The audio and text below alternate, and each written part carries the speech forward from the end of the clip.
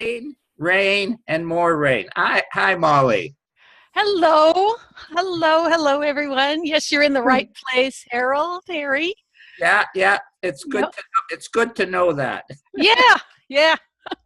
I suppose it's always true, and sometimes it feels more true than others. Yeah. Anyway, nice to see you, Nikki. Long time no see.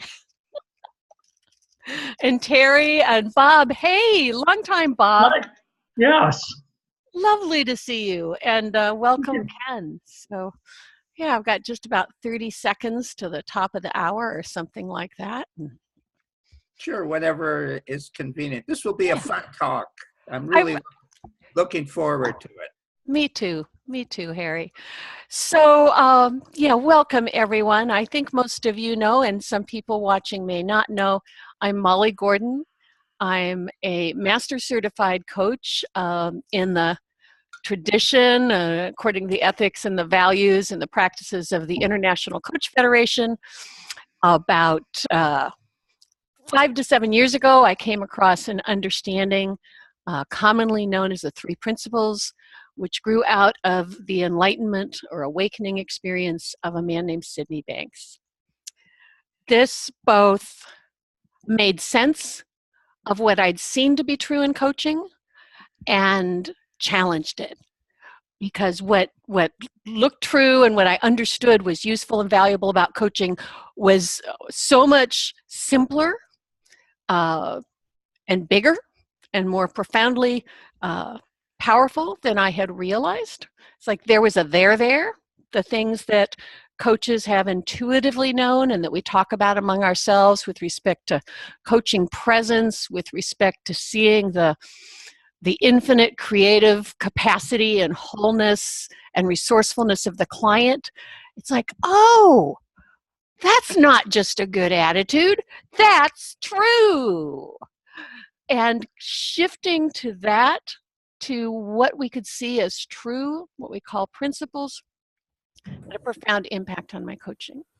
What I'm up to in the world this year is surfacing that relevance of the principles to the coaching industry that I came out of it, and doing some cross-fertilization and seeing where it goes.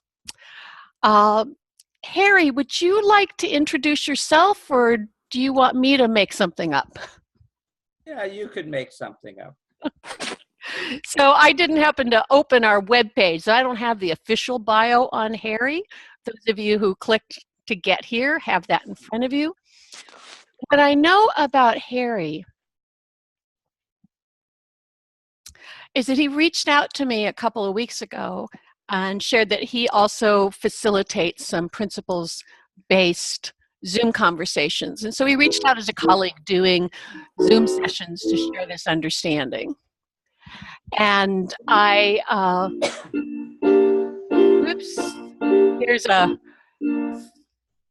yeah, we don't need the chords in the background. So we had a chat just to get to know each other. And I thought, this man has something to share about what the principles have to teach us as coaches.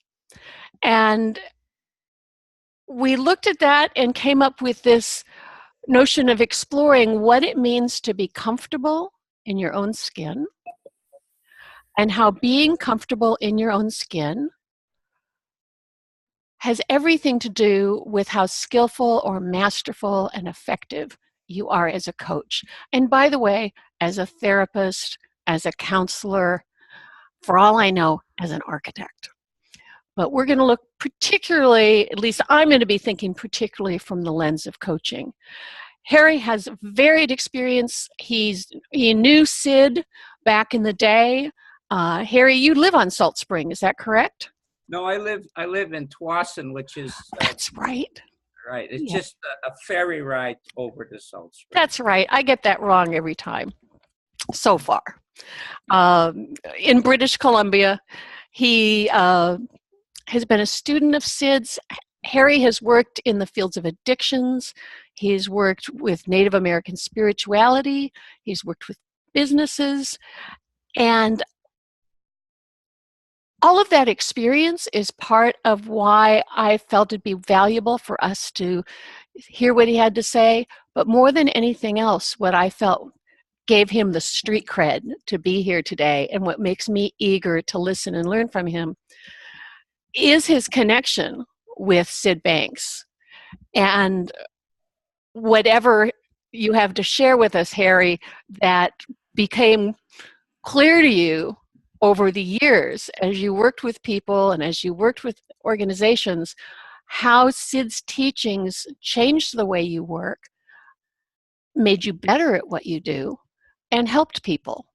So that's my story, and feel free to change it, Harry. You're the expert in your life. Okay. Um, Molly mentioned Sid. Actually, he'd never changed my coaching. What he changed was he changed me. And he didn't do that. I did that myself when I went inside. And Sid always emphasized that the truth was coming from inside myself, not coming from him. And that's very, very important. And also on Salt Spring, we were talking about the spiritual reality of life. We weren't talking about the psychological expressions of life. And that's quite a big difference, because that meant that the feelings were the most important thing that we were experiencing together. And within the psychology, he basically just mentioned one word, which was beliefs. You have beliefs, and that's all he talked about. Psychology was just beliefs. And then the rest of his talk and the rest of the time you spent with him was about life being a spiritual reality. Well, that translated into something that this topic is about. You have to be comfortable in your own skin. Now, one of the most important things that I see with regards to being comfortable with it in your own skin is that if you're comfortable with who you are, other people are comfortable with you. That's very, very important, because you want people, the more comfortable people are with you, the less they challenge you, the less they want to talk about the nonsense stuff, the references and all this type of stuff. And so I had to learn to become comfortable with myself. And of course, the problem was Mr. Noisy up here. I had a lot of thoughts about what that meant. And coming from a culture which was very, very set in its way of how to be successful, I had a lot of ideas that I really knew what I was talking about. And so hanging out with Sid was always an experience in learning to be myself. And I'm going to give an example of that. One of the hardest things I've ever done in my life is arriving at Sid's driveway. He had about a long driveway to this really interesting house with a panoramic view of the ocean on about 3 or 4 or 5 or 6 acres. And it was really charming. But the problem was, every time I had to go down there, which was quite often, I had fear. I was actually afraid of what I was going to experience. And often I would have to sit for a half an hour before I would have the courage to drive down this snaky road to this beautiful place. And of course, the moment I arrived there was Sid with his big smile on his face, so happy to see me, that all of it dissolved, and we just had a fantastic time. And that experience of continually facing my own fear allowed me to talk to just about anybody, because I figured if I could go down that driveway, I could phone the President of the United States. He was far less intimidating than Sidney Banks. And it just made me, I was always comfortable with that. I always said, when I was afraid, oh, if I can go down that driveway, I can make this phone call. But the problem I had was that I had a huge spiritual insight, but I hadn't understood how to relate it to this world. Yes. And that was a problem, because this world is here and it wants it in a certain form. And I was unable to deliver that because I was insecure. another way of saying that was I was thinking a lot. I was going to ask, how did that gap between the reality of your insight and the inability to relate it to the world, can you give us some examples of how that showed up in your life? Or Well, what basically happened, so I had this huge spiritual insight and was very comfortable talking about the spiritual reality of life because I was a feeling guy. That was my life. But intellectually, I was highly opinionated, highly confrontational, and I was a bit of a loose cannon. I had a lot of ideas, a lot of opinions. And it seemed like the only place that I could relate to that world was the native world. But as soon as I dealt with anyone outside of the native world, it almost seemed like I was shooting blanks, Molly. It was like I was saying the right words and doing the right things, and I was really believing in what I was saying, but it was like it had no punch. And what had happened, Molly, was I had lost my gratitude. And when you lose your gratitude for what you experience, you have nothing.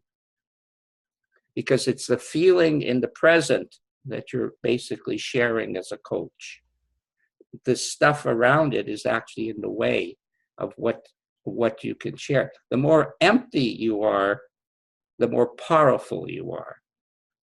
The more you have ideas of what it is to be successful as a coach, the less punch you're going to have. mm-hmm.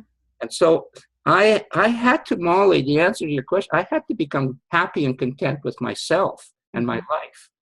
And until I became happy and content with myself and my life, I didn't have any punch. Yeah. Because I was still living in an insecure world. So the emphasis on being a good coach is you have to live it. Mm-hmm. And to live it, you do nothing. And if you're insecure, doing nothing seems like a really bad idea. That's right. Exactly correct. And that's where I was. Yeah. And then honestly, Molly, all that happened was I became happy and content who I was. And we're talking 40 years later. So that's 40 years of doing stuff, good stuff, but not really sharing what Sid's message is. Mm-hmm. I was sharing a facsimile of what his Mm-hmm. message is and what I thought it was. Mm-hmm. But I didn't actually, and then I became happy and content. And then I don't know what happened. It just happened. All of a sudden, I had punch. Yeah. And I did nothing except really live kind of happy and content. And immediately my relationship with my kids, my relationship with the outside world became pleasing. Yeah. And more importantly, all of a sudden magic started to happen. So all of a sudden I get a phone call and I'm running a heavily addicted program. Then I'm doing an addiction Zoom room. Then I'm doing a Danish Zoom room. Then I'm doing a Colombia Zoom room. Then I'm mentoring people around the world, and I'm keynote speaking and stuff. And I'm doing far less intellectually Mm-hmm. than I've ever done in my life. I'm doing so much more and yet I have so much time because I'm not thinking about it. Mm-hmm. So I guess that's, if you're going to be comfortable in your skin, don't do anything. I want to pause and say to everyone, please ask questions in the chat. You can click on participants at the bottom of your screen, or if you're on a phone or iPad, you may have to noodle around a bit and find a place to raise your hand so that I know to call on you if you want to speak, or you can just put a question in the chat. Really want for all of us on this call or in this session to have the freedom and the scope to see something new And sometimes that happens when you ask questions or share your observations. So please be involved in whatever way is going to serve you. Is that agreeable to you too, Harry? Oh, absolutely. More Yeah. questions, the better. Yeah, Yeah, exactly. So if there's something that you kind of get but don't get, ask. If don't be spiritually correct. That's a mistake I have often made in the past. and the other thing, you might say, well, what did you do in those 40 years? Yeah, I good was question. I was preparing. I was preparing for when it would break through. Did you know you were preparing? Not not officially. Mm-hmm. Sid had always said to me once that really resonated with me. He said that if you have a thought and you stay with it, it's going to manifest. And my experience was I always wanted to be a 3P practitioner in a very relaxed, natural way. But it didn't seem, except in the native world, it didn't seem like that was going to happen. And I was getting older and older and older. And so I said to myself, I guess he's wrong. I Yeah, guess, it isn't.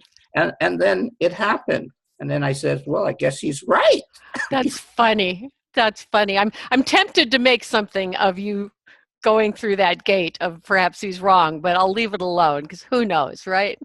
Yeah. So the preparation is you have to realize that a lot of people from the psychology world already had their world together. They were successful practitioners, or they had a gateway to a Yes. lot of clients. We were all hippies Mm-hmm. who had to. I had no background in what it was to live a normal, successful life.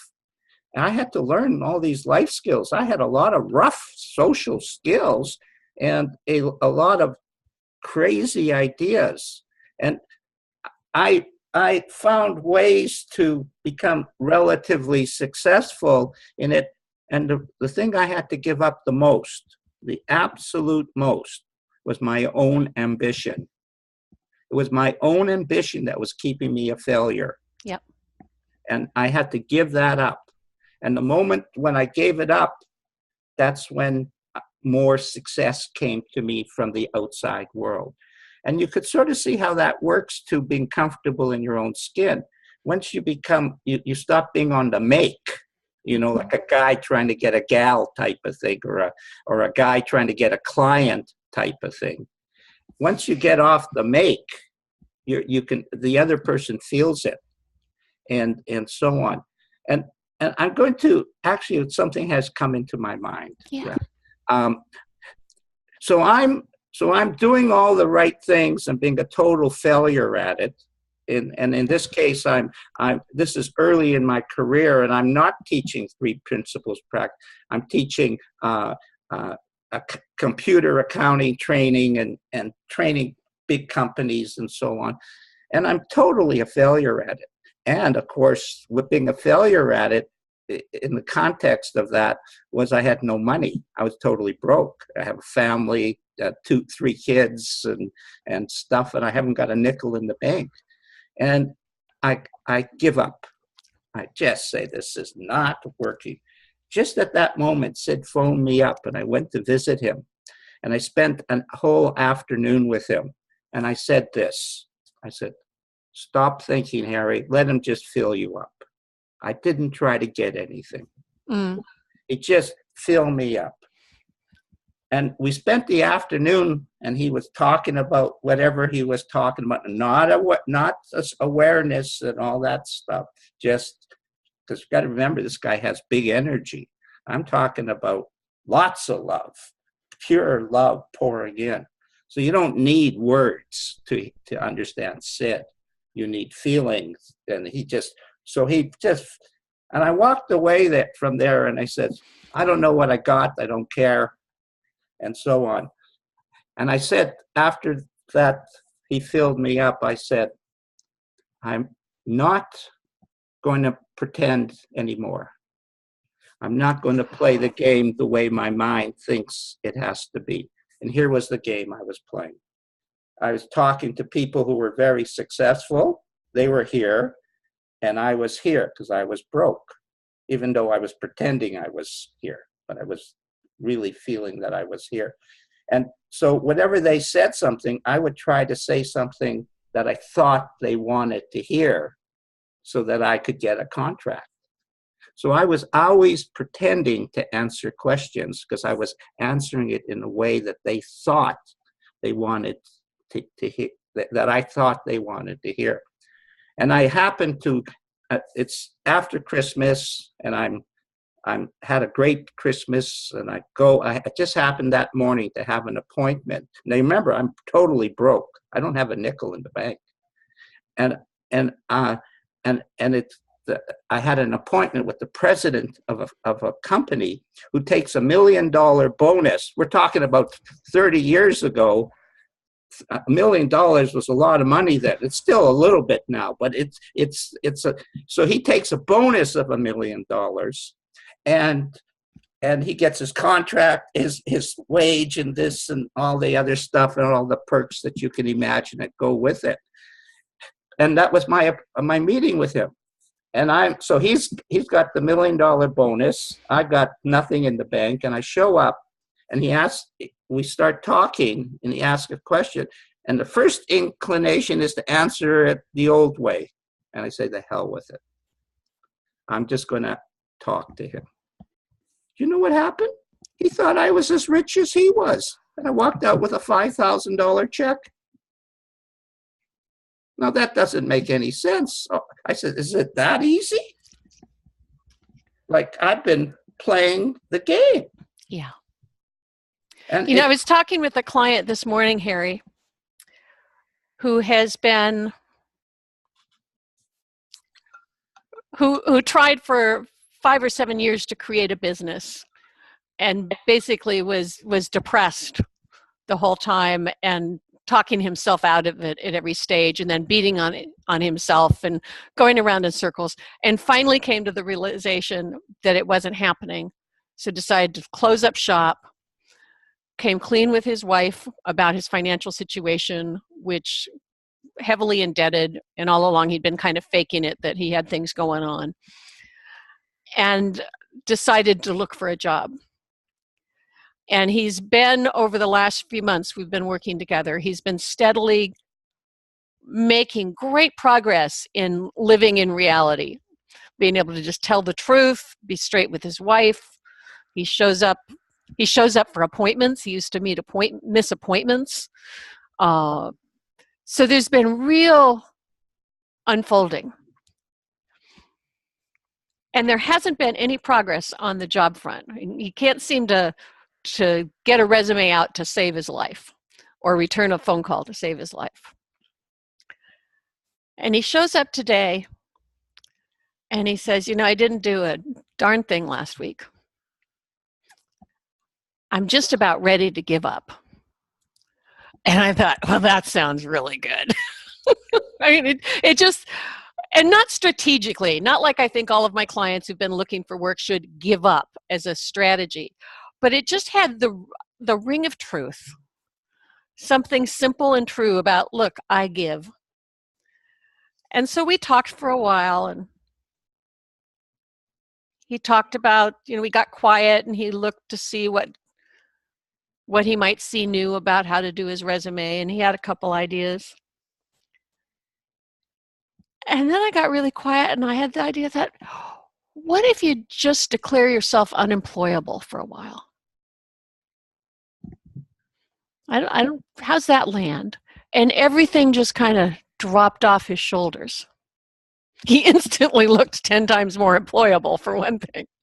But that story comes to mind as I listen to you. There's a relationship, and again, I don't want to point to this as a strategy, but it seems to me like there's a deep relationship between surrender, and that's surrendering our ideas of what we should be doing, surrendering our ambitions for what we should be doing, our preconceptions, our prefabricated benchmarks for how we're doing, and just going, hell if I know. And there's a relationship between that and the support of mind or life or God or whatever you want to call it showing up in a way that you can finally see. Does that make sense to you? Is that related to what you're pointing to? Yeah, it does. And it also brought a thought. If we pretend on anything that we aren't, because we have an image of it, it's going to be a false image. Yeah. And that's ego. And so I just to relate it a little psychologically, what you're talking about, I had a very interesting experience recently. I was talking the same day, last Wednesday, on 3 principles and suicide in Denmark. And then I was talking about life is a perfect design in Colombia, kind of 2 opposite ends of the spectrum. And while we were talking about suicide, a feeling in my friend came in, a sadness, because my close Danish friend had died, and a sadness came pouring into me. And it stayed with me all the way. The talk was 4 hours later in Colombia. I actually doubted whether I was able to give a talk with this heavy feeling of sadness. I don't really. And so it came on, and I started with that story.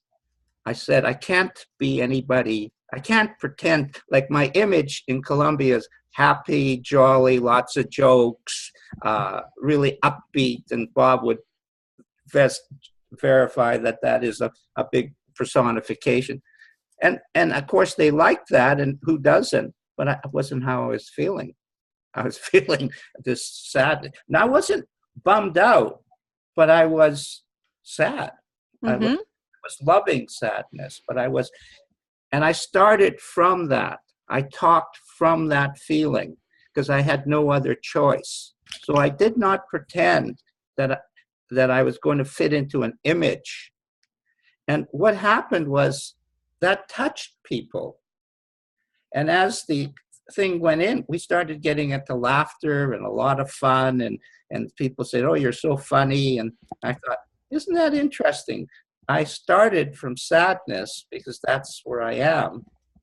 And it moved in its natural direction. And I saw a few people crying and stuff like that. And because it's easy to talk about the 3 principles and how everything is going great. But we all know that the real test of the 3 principles is when things aren't going great. And that's why we love them so much, is because we have this feeling of hope. Yeah. That if we go back inside, we're free again. We've come home. And so we don't have that same thing, but it feels the same when we're a little bummed out, or in my case, I wasn't bummed out, but I was, and I didn't really fully understand it while I was in it. So it's easy to talk about something after the fact. Yeah. You know, I'm so clear, I know what I'm doing and all this. I had the insight to go with it. Yeah. But I wasn't. So being comfortable in your own skin also means you're comfortable with the feeling you have right now. Because if you're going to be a 3P practitioner, or anything that you're teaching or training or parenting, for example, or husbanding or whatever it is, you have to understand that the feeling that you have is perfecto right now. That's the one, that's the magic gateway to deeper feelings. Yeah. Whatever it is, the one you got is the gateway. That's right. And the one your client has is the gateway. That's the other part of it. Again, if they feel you're comfortable with who you are, they sit with you.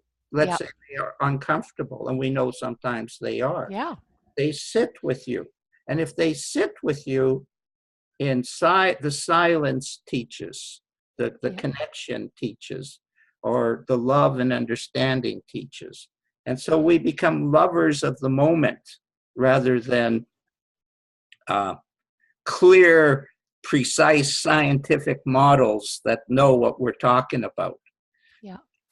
I don't know about you guys, but every time, if I think I know what I'm talking about, I'm almost for sure going to get a Oh, thing yeah. right I here. hate that. Guaranteed. That's part of the self-correcting system. That's right. It's perfect. And then all of a sudden you're jarred and you go, oh, I'm doing it. I've got caught up a little bit in my thoughts. So the way to become comfortable in your own skin is to practice. You need practice. And what does practice mean in that instance, Harry? Because we often hear bandied about in the principles that no practice, no blah, blah, blah. Well, that's bullshit. There you go. Yeah, you. How can you develop in any area without practice? Yeah. I have no know about you. When I play sport, I'm a common. All this practice has made me a better player. Yeah. It's the same way in coaching or in being a 3P practitioner. See, the trick is you're not practicing to get a bunch of form. Yeah. You're practicing to get relaxed with doing it. Yeah. That's all. The Yeah. more relaxed you are, the easier it is. Mm-hmm. And you can't pretend you're there when you're here. Well, I would say one of the chief practices is to notice when you're pretending and then to the best of your ability stop pretending. Yeah, and that comes back to if this is thinking. Mm-hmm. If you're thinking, you're definitely not doing it. Yep. Yep. And so after I would do a webinar, I'd watch myself. And you know what? The experience of watching myself after was totally different than the experience I was having while I was doing it. Yep. I had two different, like the image sometimes was diametrically wrong because I was personalizing my experience, where when I was watching it from this point of view, I went, oh, gee, that wasn't so bad after all. That was actually kind of cool. And, I saw, and see, if you don't study yourself, I don't mean thinking about yourself, Mm-hmm. but if you don't study yourself, you're not going to improve. Yep. Well, I often think about art as an analog or metaphor for the principles and for living well, because there's a lot of practice and study and reflection and deep examination and exploration in making art. And doing that with a lot on your mind doesn't help you in art. Doing it in an exploratory, spacious, curious way where you look and then you look again and you look again and you experiment, you try this, you try that, and you get a feel for it. Is that something like what you're talking about? Exactly what I'm talking about. The Toltec say the path is you're artist of the spirit. Mm-hmm. You're an artist. That's what it is. That's what our job is to be an artist of the spirit. Yeah. And how often we innocently get caught up in trying to paint life by the numbers because we think that's the way to do the good life or to do a good job. And that's not art. No, that's not. And now you come to another important point. You have to develop your own style. You're not there to copy other people and what they're doing. You want to be yourself, and you have to experience that. You have to be secure within your own style and who you are. God gave you all these gifts. It's your job to uncover them. Mm-hmm. And it's your job to use them in the way they were meant to be. And they weren't meant to copy other people. They were meant to be an expression of your heart and your clear mind. They were there to be unique. And if you can't feel your uniqueness, you can't feel your connection to the oneness. It doesn't work the other way. You can't pretend to be one with the spirit when you're not comfortable with who you are. So every time you grow in the understanding of what Sid is talking about, you get a clearer picture of who you are. Mm-hmm. And without that clear picture of who you are, you're always going to be insecure. Because in my case, I have a certain persona, a certain personality. It's a big personality. And within that context, I can't be a shy little guy all the time. So I have to. You can't pull that off, huh? I can't pull that off. And the problem is, as soon as I enter a room, people notice me right away. And so I at first I tried to fit into what we call the model of a 3P person. Mm-hmm. I'm so peaceful. I Oh, love yeah. quiet, the silence. But the reality of it was the silence is inside.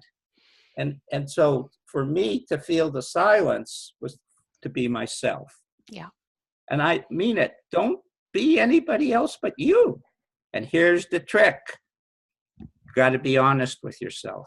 Yes. That's why that honesty is such a big one, I find. Yeah, that's the key. If you're bullshitting yourself. Yeah. And here's Indian teaching, because I like to do a little bit of that.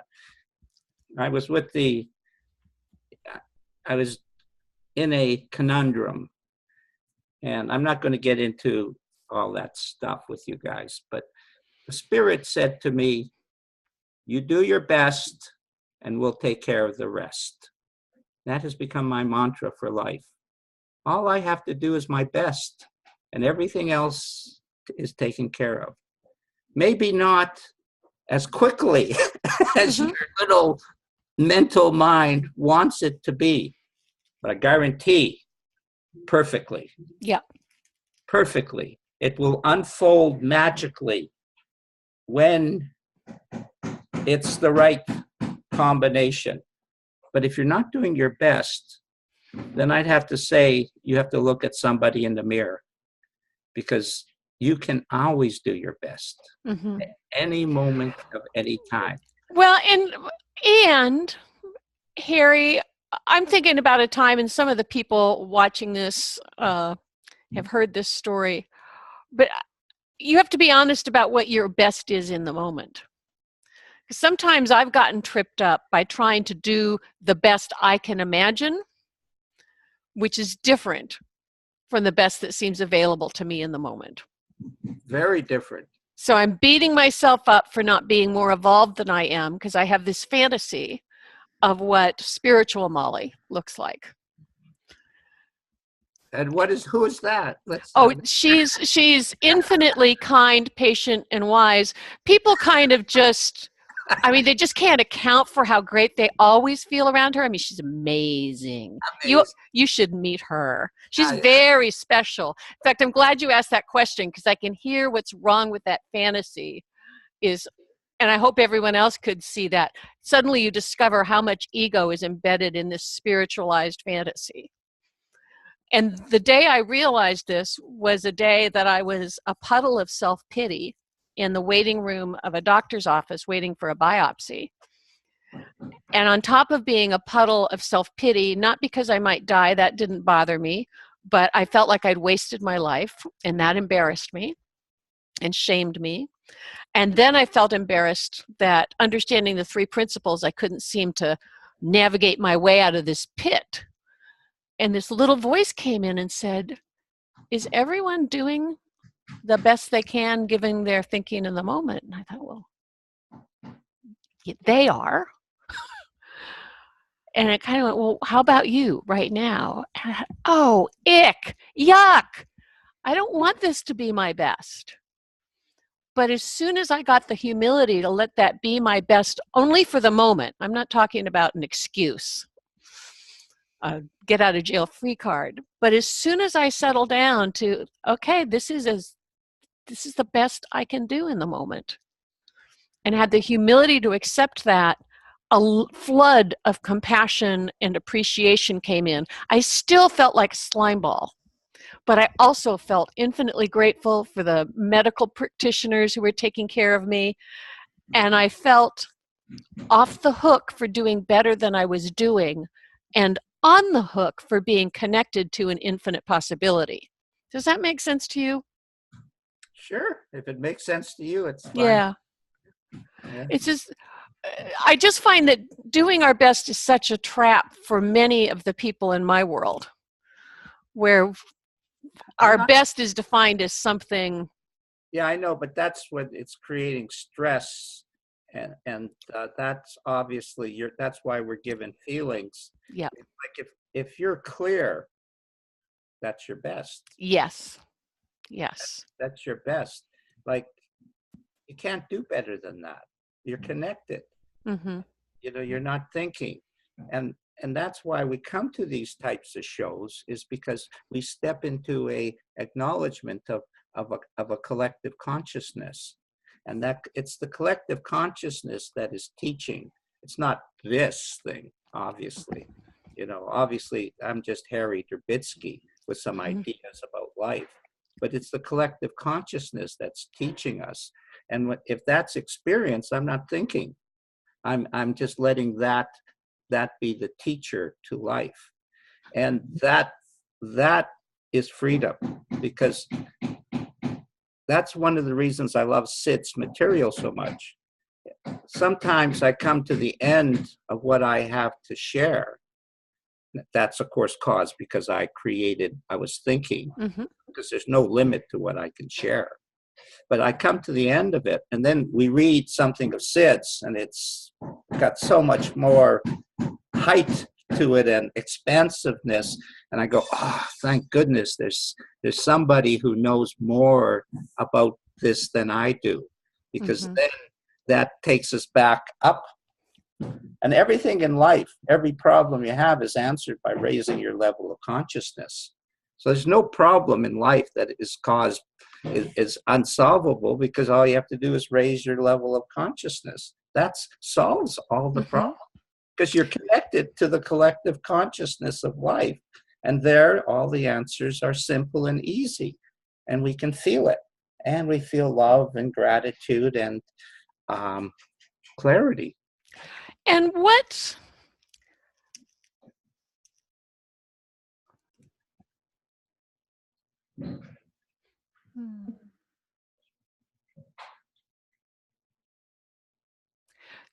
so what is it, where does that leave us as coaches or as clients or just human beings, when in the moment we're living in a box of our own making, or we're living in a box made at a certain level of consciousness? What can we know or hope to discover about raising our levels of consciousness? What do you think, Thomas, about that question?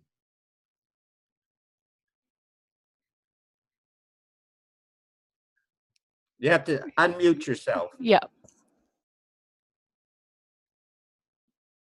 There you go. Hello. Hi. What do I think about that question?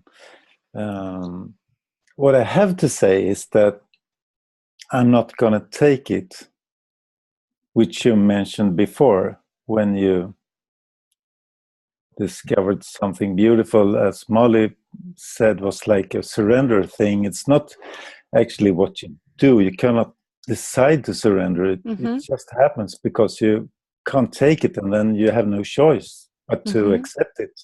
And then you just, life finds you, sort of. And that's a sort of level of consciousness raise. Because when you actually look back and see that you didn't do anything for it to happen, just helped you on the way. And the same as painting.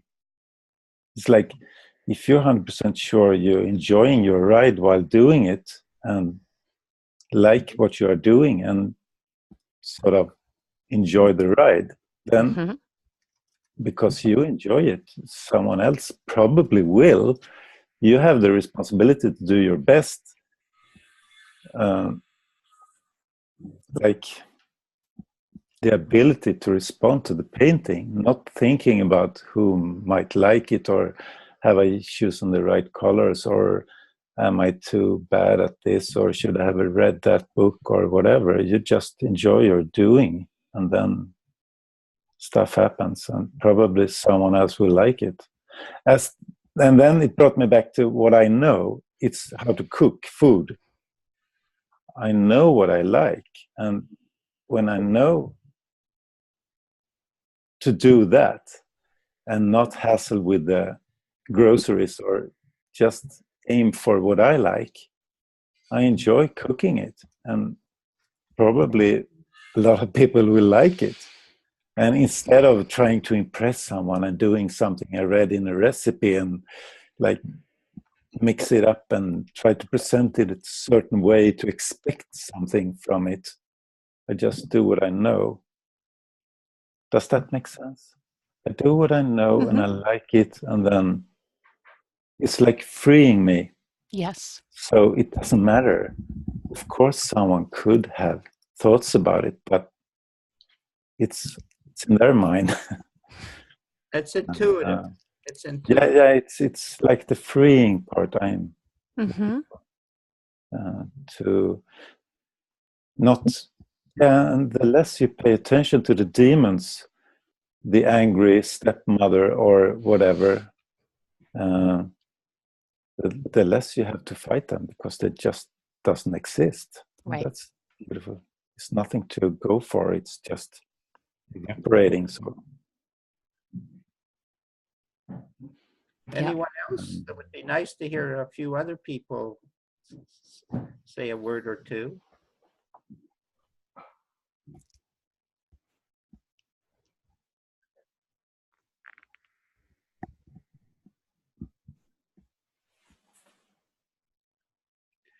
What you're saying is correct, Thomas. The answer to Molly's question is it just happens because you're not wound up in your head. Exactly. And so there's two sides. The negative side is this quiets down. The positive side is you've stepped into a spiritual reality, and it's undeniable that life is a spiritual reality. So you're actually acknowledging this I amness in yourself. I am this alive spiritual feeling. And the more you can feel that within yourself, the easier it is to live in what it means to be a spiritual reality.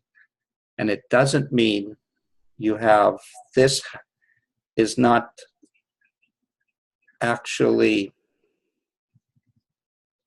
performing on an active level. It becomes passive. And Sid always said that when the little mind goes to sleep, that's when you have an insight. He always said that. And so we want this, which never stops, to see the spiritual nature of that. This is spiritual too, guys. Mr. Blabby is spiritual, but we condemn, and that when we surrender or accept that this is not going to stop, and I wouldn't be here without Mr. Noisy. He's making agreements of who I am and how I move and this type of stuff. I wouldn't be connected to this physical reality without my intellect and my little mind. But it's spiritual. And Sid always said, I love this quote from Sid in The Missing Link. There's not two minds. There's one mind used two different ways. That's a direct, more or less a direct quote from The Missing Link. I always was fascinated with that because it feels like, doesn't it, that there's two minds. But that's an illusion created by thought. Yeah. It feels like that when I'm caught up in my version, in my personal experience of mind. When they happen to be in sync, it doesn't feel like two minds. It feels like One like mind. there's no gap. Yeah. That's it. And that's collective consciousness. That's all it is you've made an agreement, not consciously, you've stepped into another reality. And from this higher reality, unveiling levels of consciousness, is what we're doing in life. Yeah. So I think most of the people who are actually here today will understand this. And for the sake of people who may be hearing about the principles for the first time or may be confused, I just want to underline that it may sound like you're saying, do something to raise your level of consciousness, which, good luck with that, guys. It's more like raising your level of consciousness is what happens and what makes the difference. You, with your current level of consciousness, can't make that happen, and good news, you don't need to make that happen. And living in a happy, content way is the best way I know of that happening. Mm-hmm. There's a interesting thing in the three principles. Oh, it feels so good to be with the three principles and the three principles community, and there's all this stuff. Then you go back to your ordinary life, and it feels like, oh, I missed those three principles. That's not Sid's message at all. He's not talking about that at all. He's talking about you take that feeling and put it into it to become ordinary, and you live what the natives talk as wisdom. Here's the native definition of wisdom, indigenous definition of wisdom. Being able to live with yourself in quiet. If you can hang out with yourself, they call that wisdom. That's nice. And I got news for you. I bet you a lot of 3P people aren't so good at that. They're good at the talking and the expression of it, but we're ordinary. Sid always emphasized the ordinariness of life. And if you hung out with Sid Banks, this guy was having a lot of fun. Yeah. And he was hanging loose, and he always had time, and he loved gardening and getting his place together and so on. And here's a good story. So we're in Hawaii, and Sid and Barb, that's his first wife, are in the back seat. Maybe Mary's there, I'm not sure. And I'm serious. This is important to me because Sid Banks is and we're going somewhere. I can't remember where we're going. And he's got his headphones on and he's going. and I turn around and go, say something. And he goes, that's like he was just telling me, hey, relax and have a good time. Yeah. Stop getting in. What's this? And the only time I benefited being around Sid, and I was around Sid quite a bit, not as close as Chip and Elsie, but I was pretty close. And I was his son's best friend. So it wasn't I had inside info on Sid. Want to know about Sid Banks, ask his son. No offense, but yeah, that's true of all of us. yeah. And I forget where I was going with it, but you said the only time you learned anything from Sid was when I was relaxed and couldn't. Yeah. Anytime I was trying to get it, I got zero. Yeah, that's been my experience with every, whether I'm with Byron Katie or Elsie Spittle or at a 3P conference or sitting in my living room. When I'm trying to get it, I don't got nothing. I have nothing to show for it. And it's a lonely feeling to be sitting in a room full of people grooving on a feeling and be the one goes, I don't know, I didn't get the feeling. And the importance of this, I want to emphasize this. To me, the number one negative feeling in the three principle community is doubt. You doubt whether you have it. And so you go to a bunch of training to get it. That's a lot of people making a lot of money on doubt. That's not Sid's message. It's inside you. The reason living it in an ordinary way is so important is you're experiencing it for yourself. I have never taken a psychology course, yet the natives call me a psychologist. I've never, I've done almost no 3P training except for SID, of course, and the school. And all I have is me. Yeah. And my feeling towards life. I have nothing else. Yep. I've got news for you. I don't need anything else. Yeah. I just saw Bob and Mary. You've got a hand up. I unmuted you.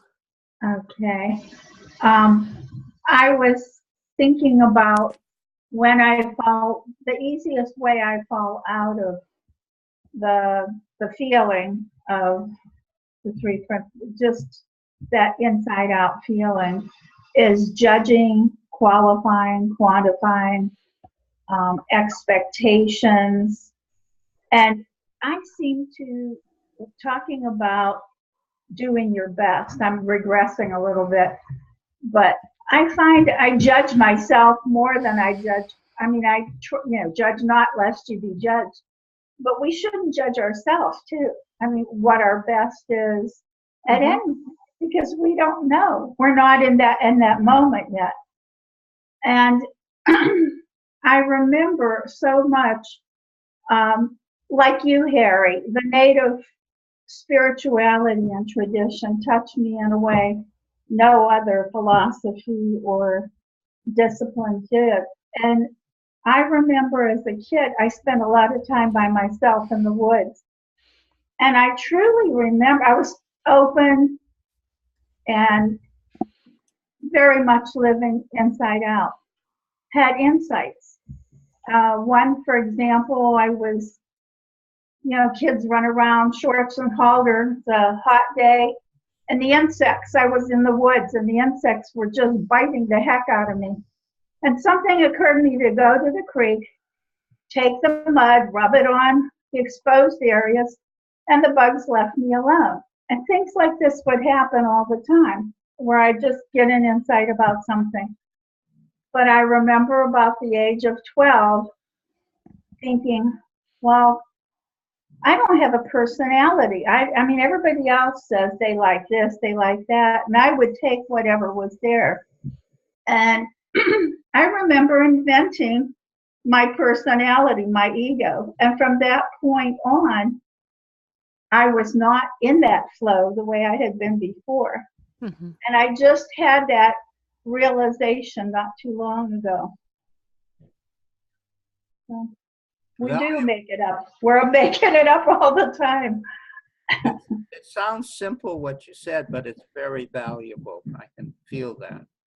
And, that's the beauty. That's what you needed to hear at that moment, mm-hmm. in your beautiful way. Yeah. Thank you so much, Mary. That's Marty. Yeah. Who's Mary? Oh, Marty. I'm sorry. I misread it. Sorry, Marty. Right. I have mentally done that with your name for about 4 years now. It's easy to do. Well, thank you. That's generous of you. We have about 3 minutes. Who's got a burning desire to share something, ask a question?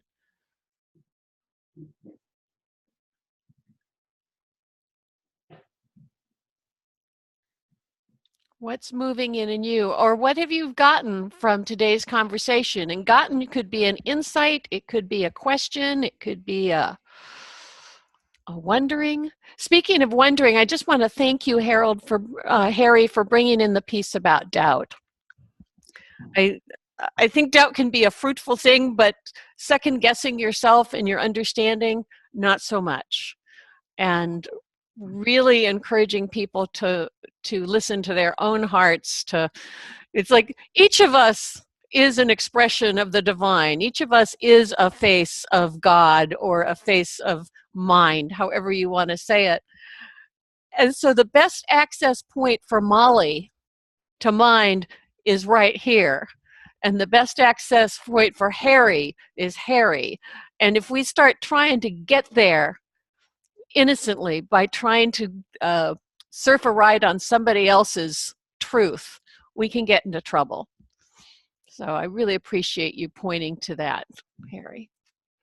Yeah, we just have to be ourselves, guys. It's like, it sounds so stupid, but it's actually the truth. And yes, it is complicated until it's simple. Until, yes, it is until it's not. That's right. And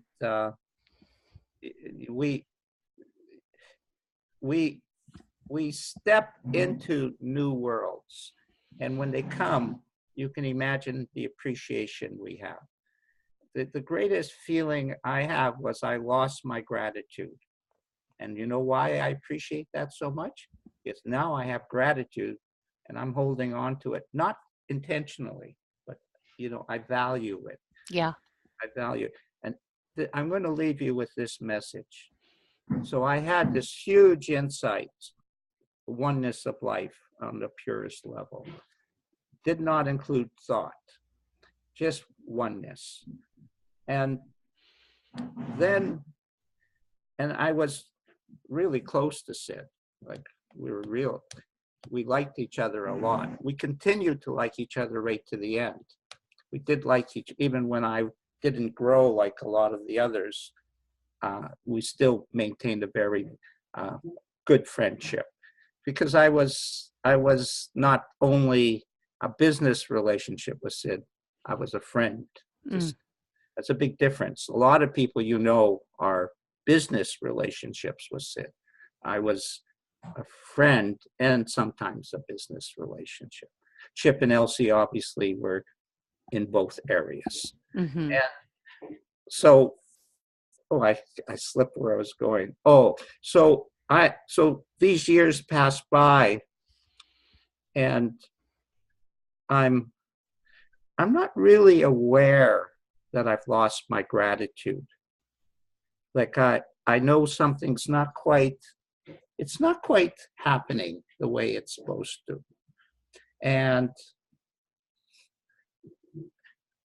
I'm not a type of person to be dishonest with himself in terms of when I'm not doing it. In other words, I don't throw a lot of deceit in that. If I'm not doing it, I'm pretty blunt about it with myself. And a friend of mine, Marty, not Marty, this Marty, another Marty, happened to drop his wife off. She was going on the ferry, and he had just gotten this DVD called Genesis that Elsie and Chip made about the beginning of Salt Spring, and we had this whole afternoon. So I had a whole time. There was no rush, and he put it on the DVD, and I started listening to it, and a thought popped into my head. I wonder what it was like when I was listening. When I was listening to what Sid was talking about on Salt Spring, not when I got caught up in da. Because at first it was just, and I went back. I found that feeling of when I was listening to what Sid Banks was talking about. And the moment I went back there, I could start again. And that's what I did. And then I started to listen to the old tapes. All of a sudden, a series of tapes chronologically came in digital format, and I started listening. And then there was Cedar Beach. It was called the Seminar on Mental Health. The first talk with the psychologist. The first.